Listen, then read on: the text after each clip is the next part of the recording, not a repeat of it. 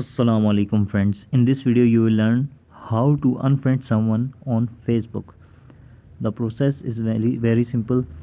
Make sure that you are connected with your internet. So first step is to open your Facebook app.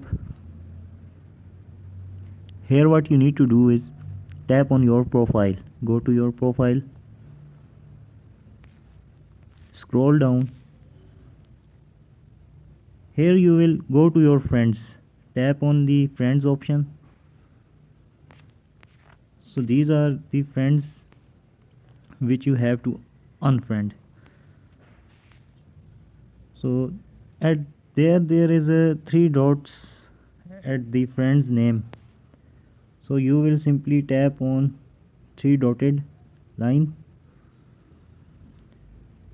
Here at the last option there is unfriend Ali Khan.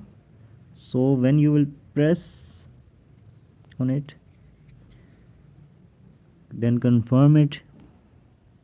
So this is the process of unfriend your friend.